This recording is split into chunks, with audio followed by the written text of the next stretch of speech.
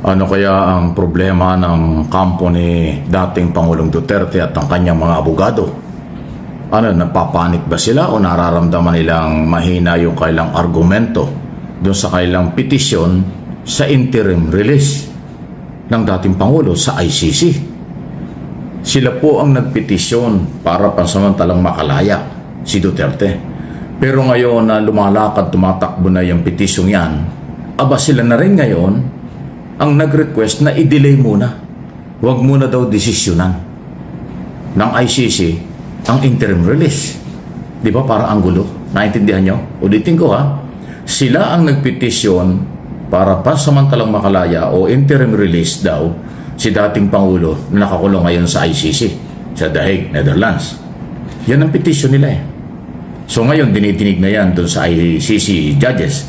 Binigyan na po ng kakulang impormasyon ng mga prosecution, mga complainant, at yan ay siyempre tinutulan. Nag-submit din ng opposition na position paper mismo ang mga prosecutors at tinutulungan nila itong interim release na gusto ng kampo ni Duterte. Pero ngayon tumatakbo na ito ng ilang linggo o halos buwan na. Ay sila mismo ngayon ang nagre-request na i-delay. Gustong huwag muna daw itong desisyonan, huwag muna daw magpalabas ng anumang aksyon dito ang ICC sa kanilang request. Eh di ba parang ang gulo? Anong ibig sabihin? Hindi natin alam kung ano ang talagang tunay na motibo. Pero siyempre ako, meron akong sariling opinion, interpretation dyan. Bilang tayo ay mamamahayag at political blogger, baka nakikita nila mababaw yung kailang argumento. Baka nararamdaman ang kampo ni Duterte na sila matatalo doon sa kailang petisyon. Kasi pagka ni-reject ng ICC ang request nila, o ibig sabihin matatalo sila, wala na ito. Talagang tuloy-tuloy na po ang trial by September nang nakakulong ang dating Pangulong Duterte. Ganyan po ang mangyayari. Wala akong nakikitang ibang malalim na dahilan kung bakit niya pinipigilan yung korte sa kamantalang sila ang petitioner. Sila ang nag-request nun. Ano kaya? Hindi kaya maramdaman ng ICC judges na sila ay pinaglalaruan? Napakarami na hong mga petisyon at request na ginawa ng kampo ni Duterte through lawyer Nicholas Holtman. Pero laging sablay, natatalo, nababasura. Itong kanyang ginawang ito, hindi pa tapos, tinututulan niya. Hindi pa tapos, ayaw na niyang magdesisyon ng kaagad-agad daw. Talaga lang Palagay ko may something. Palagay ko kung ano man ang strategy ng kampo ni Duterte, hindi natin alam. Good luck na lang kung ano ang kanyang plano at magagawa. Ang tanong, makukumbisi ba niya ang ICC judges matapos siya magpetisyon, matapos bigyan ng oras at panahon ng mga judges? Ito ngayon sila ang humihiling na huwag munang ilabas ang desisyon. Kaya pati yung mga ICC prosecutors at mga complainant sa crime against humanity na kinakarap na kaso, paglabag sa karapatang pantao ni Digong Duterte, nagugulat dito sa galaw na ito ng kampo ng kanilang mga abogado. Ano po ang inyong masasabi diyan? Issue lang po, wala namang personalan. Huwag kayong maniniwala na pag tayo tumatalakay ng ganito mga issue, na sasabihin kinakampihan na o may binabanatan na. Hindi po. Dapat malawak ang mga pangunawa, kasi katulad ng isang araw, masampul ko lang, meron akong nabasang comment. Inilabas ko yung sama ng loob, sinasabi ni Chavit Singson na siya daw ay parang may tampo dahil nakalimutan na siya ni Pangulong Marcos at parang hindi na daw siya tutulong sa darating na mga eleksyon. Di inilabas natin yon dahil lehitimong balita, naglabasan niya sa maraming traditional media. Akala mo ang comment nung mababaw ang kaligayahan at pag-iisip, ayaw na daw sa akin dahil kinampihan ko si Chavit. Kung hindi ba naman ganun kababaw, kaya ako i-describe na ganun kababaw, pag ibinabalita, hindi ibig sabihin kinakampihan.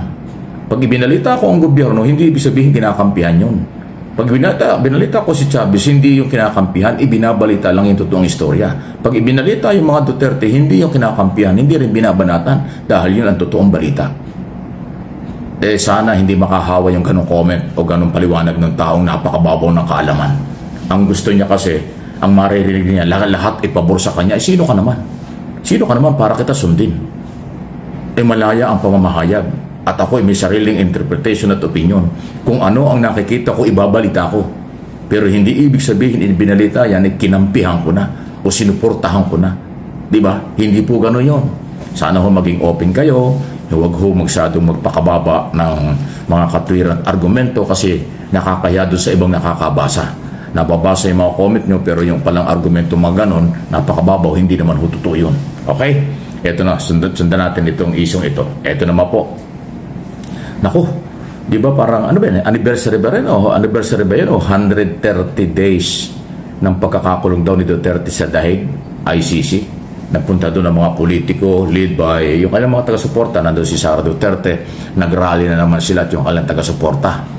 At isa ho sa mga nabanggit doon, ako nagtataka ako sa kanilang grupo, bakit sila galit na galit kay Trillanes? Eh si Trillanes si biktima rin ng harassment noong 6 na taon ng Duterte administration. Matinding panlalait, pamimersonal at kung ano-anong pagbabanta kay Trillanes. Ay akalain mo doon sa speech ni Sara Duterte sa Dahig, lagi niyang sinasabi, ilang ulit niyang sinabing, trilling.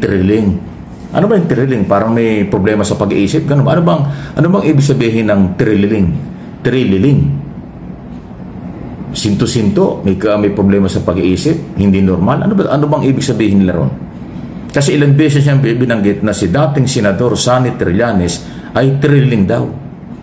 Okay, kung ang interpretation niyo yun ay nababaliw or siraulo o may problema, ito ang tanong, bakit nakakumbinsi ni former Senador Trillanes ang ICC na i-entertain yung kanilang reklamo, crime against humanity, human rights violation, at nagpalabas ng warrant of arrest at ipinahuli, ipinakulong si Duterte kung trilling si Trillanes? Yun lang ho ang issue dyan.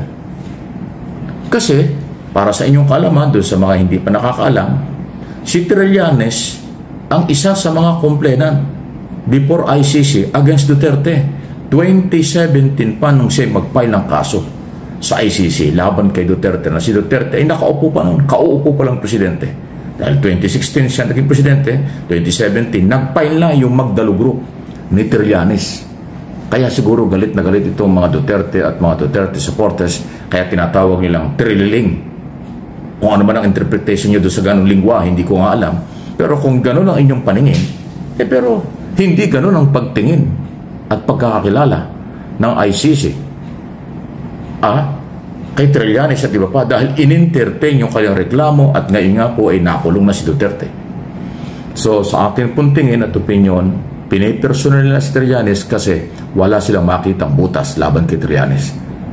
6 na taon o 8 taon ang binabanatan ni Trillanes, wala naman silang maipakitang matibay na basihan kung paano sirain ang pagkatao at kredibilidad ni Trillanes. Kaya tinatawag nila, pinipersonal nila. Kasi yung pagbansag nilang trilling, personal yun eh. Anong ibig sabihin? Ba't tatawagin ka ng isang dating senador na lehitimong complainant before ICC? Ibig sabihin, pikon, napipikon, walang argumento na malinaw ang kampo ni Sara Duterte at mga Duterte at DDS against Trillanes, kaya pinipersonal na lang. Any comment, reaction, balita lang po yan ha. Wala akong kinakampihan dyan. Bahala kayo. Ang importante, alam nyo kung ano mga nangyayari. Please like and share, subscribe and follow kung hindi pa sa Mike Abe Opinions Channel.